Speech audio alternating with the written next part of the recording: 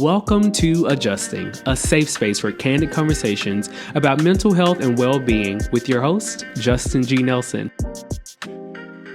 Whether you're recovering from trauma, redefining your purpose, managing mental health, or simply craving more authenticity, this show is for you.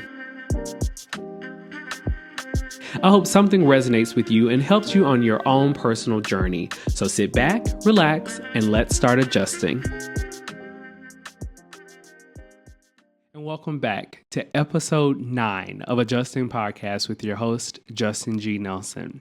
Since I still don't have sponsors yet, we're manifesting that for season 2.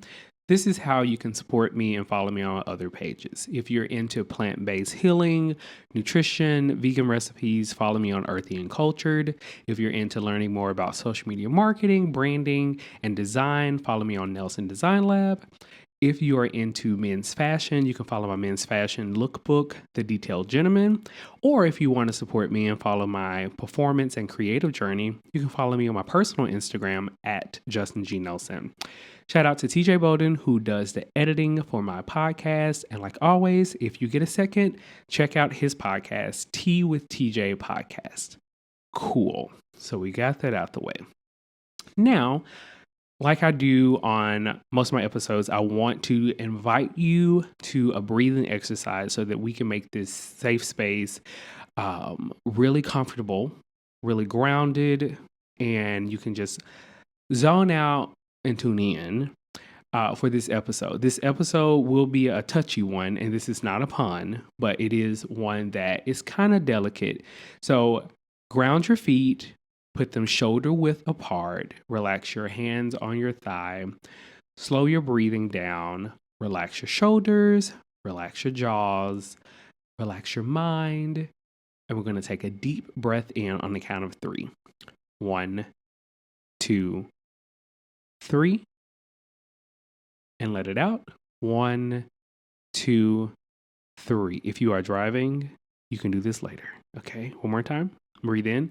1, 2, 3, and breathe out. 1, 2, 3. All right. So today's episode is adjusting your sexual position. This is not about sex and what you do in the bed, okay? This is how you adjust if you have experienced sexual trauma. Okay. With that being said, this episode is not to shame anyone for any sexual experience they've had willingly or unwillingly. My goal is to bring awareness to the impact sex can have on someone's mental health. All right. Now, sexual trauma looks a lot of ways. But before we get any further in this episode, if anything is triggering, I invite you to pause and come back to it later. If you or anyone you know has experienced sexual trauma or currently experience it, I'm going to give you a number to call. You pause this podcast and you make the call. It's a 24/7 confidential hotline, okay? The number is 1-800-656-4673. Again, 1-800-656-4673. Again, this is a confidential hotline, 24/7. It's for anyone who's experienced rape, sexual abuse, or any type of incest, okay? Now, we will carry on with the episode. Now, I want to talk about the impact of sexual trauma and how it affects your mental health. Most of the signs, or people are quick to point out, they look at how a person reacts, or like they get a twitchy or jumpy when they're around someone. It's just like, oh, they've been abused, or they are quick to judge someone and say, well, they're hypersexual. So that means that that's their way of adjusting to the trauma they've experienced. But here are some signs of someone who has been impacted by sexual abuse or sexual trauma when it comes to mental health. So the first thing is trouble regulating emotions. So there can be three parts to this. A lot of times it looks like grief, but there can be an expressive where you're just either really angry or really sad. There can be disoriented where you're in denial or you're depressed. A lot of people associate with the disoriented aspect of sexual trauma. Like they become very reclusive. The thought of sex just makes them nervous or scared. But then the last one, the controlled emotion that comes with the sexual shame, it's not scary, but those are the people that I worry about the most. The people who are just calm and collected and have this sense of it is what it is. Those are the ones I tend to gravitate towards from a healer perspective. Someone who has experienced some form of sexual trauma in my childhood. I was very collected and calm. I would not, I will not go into detail on this podcast about the sexual trauma I experienced as a child. Just know in therapy, we are working through it. But the controlled people are the ones who are just very calm about it. And just like, I know what happened. Um, I've made peace with it, but making peace with it is not always synonymous with healing from it. Like, are you able to go back to that place and not be triggered? Or have you just brushed it under the rug and just like, that was part of my life, I don't want to talk about it anymore? Another aspect of the impact of sexual trauma is a loss of sense of self. So there comes a lot of gaslighting from the person who abused you, or the person who was abused has a low sense of trust when it comes to potential relationships, potential partnerships, environments. A lot of sexual trauma happens in church. Not the priest. We're not listen, I am not Catholic. I am Baptist. Okay. And I can still tell you sexual trauma happens in a Black church. I'm not saying names, but we're not talking about that pastor either. The next part is dissociation, and those are two parts. It can either be depersonalization or derealization. So derealization is when you see the thing happening as if it's happening to someone else, or depersonalization is when it's very blurry and foggy and you don't really see what's happening. Yes, that is dissociation. Common impacts is PTSD. There's depression. Some people, it leads to suicide because of the triggers and the trauma associated with what happened. And then eating disorders often pop up with the impact of sexual trauma. Now, when it comes to sexual trauma and relationships, and I want to move on. And I know a couple of episodes back we talked about trauma bonds. Sometimes, well, the commercialized version of trauma bonds, sometimes that can be a thing that pops up and people gravitate to sexual partners, and that is the root of their relationship, sex. It's like their whole relationship is based off, are we sexually compatible? To me, to Justin, that is a sign of trauma bonding in the form of sex, because as long as the sex is good, you feel like you're being validated. As long as the sex is enjoyable, you feel that your sense of worth is great. Take sex out the equation. Take sex out the relationship. Do you have a healthy relationship? Or do you just have a consistent sex partner? So that's something to think about. You become dependent on that person to fill a void of some type of emotional dependency that you didn't get. And a lot of it comes from childhood trauma. A lot of it comes from a sexual abuse that might have happened in your childhood, aka childhood trauma. But then when you are in a relationship, you tend to have change of your thought process, and just like the guilt comes in, or the shame, or questioning everything. Like, am I worthy of this relationship? Am I enough for this person? Are they going to cheat? Are they going to step out? Um, am I making them happy? The aspect of trauma responses in a relationship, there are four common terms that are used. You have fight, flight, fawn, and freeze. Now, I did cover this in therapy recently, but it was more associated with death. But trauma responses can pop up regardless if it's sexual abuse, eating disorder, whatever the case may be. Trauma. Okay. So with fight, you want to be aggressive in the situation. You want to head towards whatever it is and find resolution. With flight, you want to get out of there. You're just like, you know what? This is overwhelming. I can't handle this. I'm gone. Freeze, you are numb. You're stuck in the situation and you don't know what to do.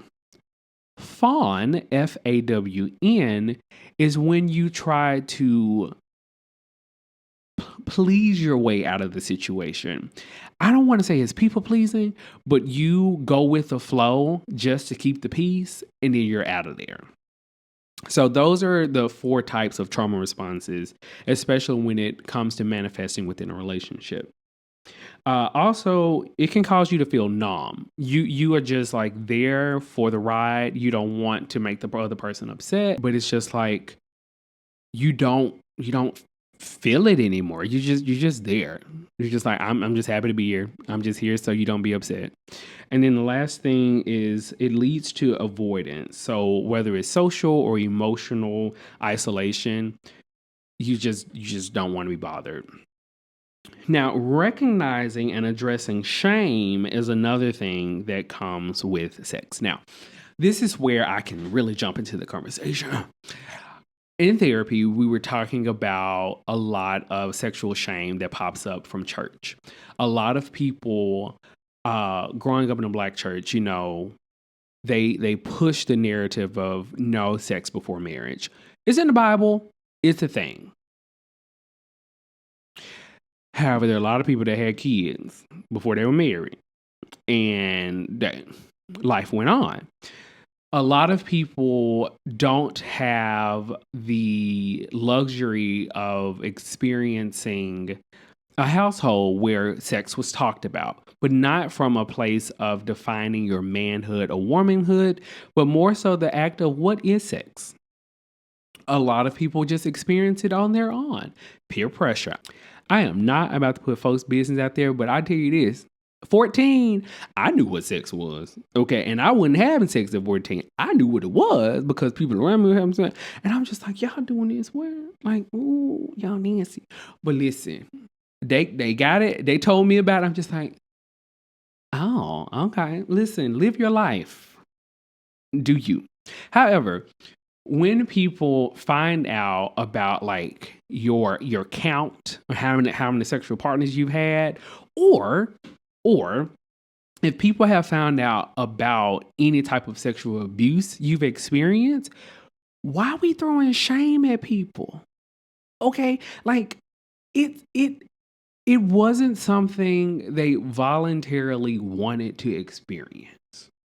So I want to separate the aspect of guilt and shame. Now, guilt is a response to a specific event or behavior. Shame, on the other hand, affects how you feel about it. Okay. The shame comes from the stigma associated to the action that happened based on how you feel others might look at you. One more time for the people driving. The shame comes from the stigma associated with the action that happened based on how others might look at you. There is so much sexual shame for people who have certain interest. That's all I'm going to say. I will go into depth with this topic whenever I launch my Patreon platform. titled Sex, Shame, and Spirituality, because I get tired of people shaming other people's interests. Like, there are a lot of curious people in these sheets and streets. And I want to create another safe space for you to just talk about it. Now, I don't want to see it. I don't want to experience it. I just want you to know that it is okay to like what you like as long as no one is hurt in the process. Okay. So we're gonna end the shame when it comes to sex, especially when it comes to someone's sexual abuse or lived sexual trauma. Y'all gotta stop that. So I'm currently reading this book called It Didn't Start With You. And it's a mental health book that talks about how generational trauma is passed down through generations. Fascinating book. 14 chapters. I'm on chapter 3. But there was a part of the book that talked about how this young man was cold at night, and he was just like, why am I just shivering at night? Like, this has never happened before. Come to find out, his uncle was died in not a snowstorm, but he was working on some electrical wires and basically got lost in the tracks and froze to death. But no one told him about the uncle. And it happened, but because the conversation wasn't passed down, they didn't, I don't know, but this is me speculating. The family didn't heal from that part of them. That unresolved trauma popped up in him. So now he's just like, why am I freezing? Why am I cold? I don't know the science behind this, but I feel that when it comes to sexual trauma, sexual abuse, that is something that passes down. People use sex as a form, like I said, some type of medicine or some type of agent to heal or connect with someone, but oftentimes it leads to them becoming another victim of abuse. So I pray that with this podcast or this number, you're able to end that stigma or break that cycle, because there is someone out there for you that will love you the way you should. So moving on, we talked about shame. We talked about the 4 types of trauma responses. Now, how do you overcome sexual shame and guilt? Well, there are 3 different types of therapeutic approaches. One is a trauma-informed therapy. The 5 elements of that is safety, choice, collaboration, trustworthiness, and empowerment. Trauma-informed therapy is very popular. It really gets to the root of the trauma, in this case, sexual abuse. Who did it? What emotions and feelings come up, getting it all out. Not only saying making peace with it, but healing from it and then moving forward. It's that cycle again. Sometimes it pops up: the denial, the anger, all those things. But trauma response therapy, trauma informed therapy is great. The second one is somatic experiencing. Now, this one is a releasing of emotions through various exercises. So acupressure and hypnosis. I've never tried this one. I've heard about it. So if that is something you're interested in, somatic experiencing, that's what you do. So the last one is EMDR. EIM movement. D is desensitization, and the R is reprocessing. I read about this one in a book, and I don't know anyone who's experienced it, but I'm hoping in season 2, I can bring on a guest to talk more about EMDR. And a lot of you asked me to talk about Tantric Yoga. So I thought this was a great way to segment into that topic. Again, this is something I will talk about on my Patreon platform, under the platform, or under the topic of sex, shame, and spirituality with Tantric Yoga. So again, I started Tantric Yoga about, I think, 4 or 5 years now, before the pandemic. No, during the pandemic. No, before the pandemic, like 2018. So 5 years ago. And when I started it, one of my friends who was a yoga teacher introduced me to it. He was like, man, this would be great. Really help with honing into the breathing for sex. And I was just like, okay. Who holds their breath doing, like, well, who does that? Not knowing anything about Tantric Yoga, okay? So there's a difference between Tantric Yoga and Tantric sex. We're talking about the yoga. There are two different types of Tantrikas. There is a white Tantrika, and the white Tantrika is the solo practice or the solo work that you do. The goal is to turn red. Okay, so red is when we're with your partner.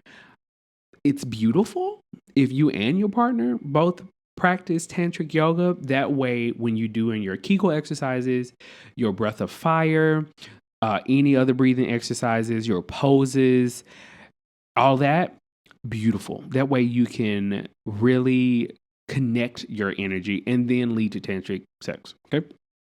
But my experience has been great. Like I said, 5 years. Each challenge that I do with my tantric yoga teacher, Jason, we do either 21 days or 30 days. And the goal is not to see what the climax at the end is going to be. The goal is to in my opinion, to reprogram your mind, to recenter yourself through the art of breathing and rechanneling your creativity. Like I mentioned in the episode with the chakras, that chakra, the orange chakra, your sexual chakra, is more so about creating life. Because, with sex, you create a baby at the end, male, female. And if you are abstaining and using that energy and pushing it either down to the root or shooting it up to the crown, you're spreading that creativity through other forms. Stay with me. So if you close your eyes and you see energy sitting at the root, you take a deep breath in, you're sending that energy up through the other chakra to the crown and then back down. So once you send it up, you're hitting that creativity chakra, you're hitting your solar plexus, which is like the stomach area. So if it's fitness related, like you're sending that energy there. So when you go work out, you're just like, yeah, I'm really focused. You go up to the heart chakra, you're just like, okay, I'm learning love again. I'm seeing love a different way. You move up to the throat chakra. If you're a public speaker, a singer, someone who is in front of people, you're like, yes, I'm cultivating this energy and I'm using it here. You move it up to your third eye. You're just like, wow, I can really see things differently. Like, flowers look different, food tastes different, music feels different, like those things. And then going up to the crown chakra, you're just like, I'm not the same person. Boom, you send it back down. Everything is just working together. Therefore, it leads to alignment. That is my experience with Tantric Yoga. Okay. So it's not about who you have sex with or what type of sexual positions you do. No. And I really don't appreciate the commercialized aspect of tantric yoga and how everyone thinks it's like some type of orgy. It is not. Okay, it is far from that. Now, I'm not saying it couldn't be that. If that is what you want to do it. I'm not coming. That is just not my cup of tea when it comes to the sacred aspect of sex and the healing nature of it. Because a lot of people are there for the wrong reasons. Okay, a lot of people are there with their trauma and looking for just some type of playground. We're not doing that. No. Now, my friend did ask me, Justin, you should lead a tantric yoga workshop. We'll see. We will see. I want to get a little more experience with it and hopefully go red at some point so I can practice with somebody. But I just wanted to give more insight to tantric yoga. Now, like I said, with tantric sex, there are more aspects of it.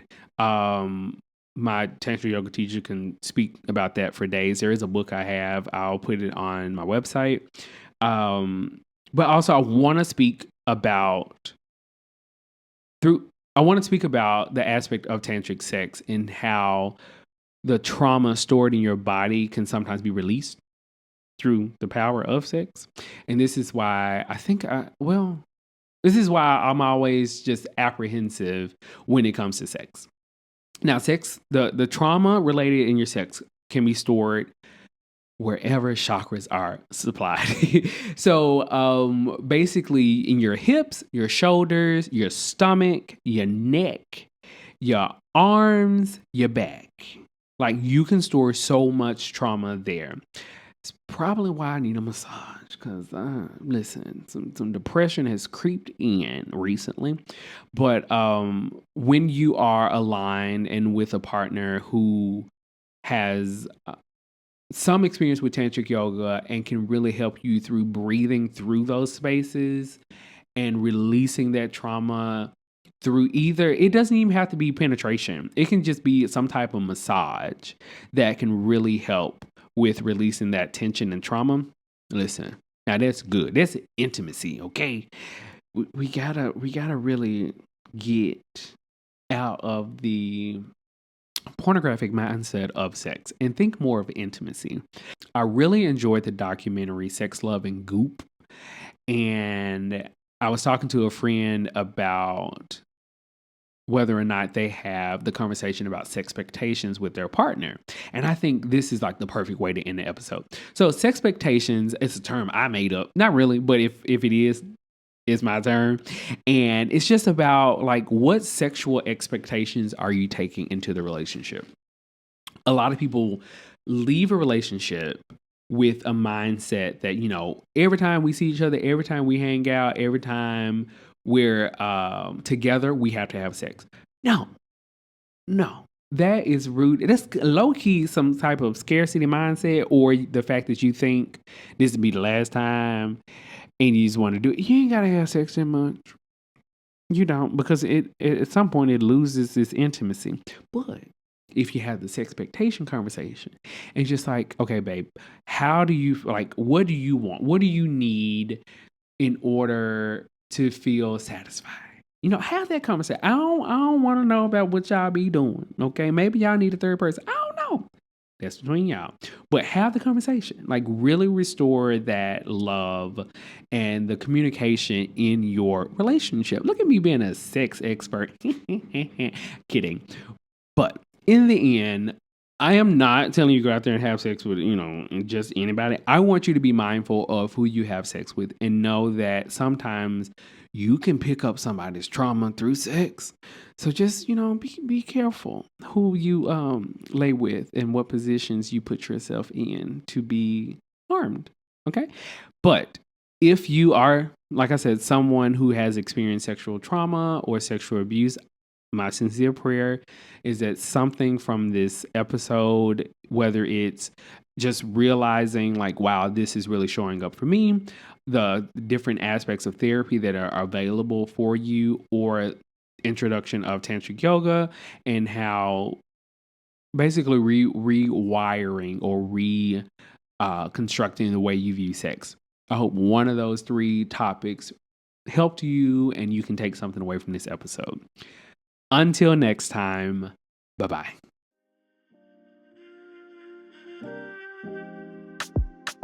Thanks for tuning in to this week's episode. I hope you take something away to help you make the adjustments you need. Before you go, please take a quick second to share this with someone you care about. And if you can, please leave a 5-star rating and review on whatever platform you're listening to this on. For more information about adjusting or to inquire about being a guest, head over to adjustingpod.com. Until next time.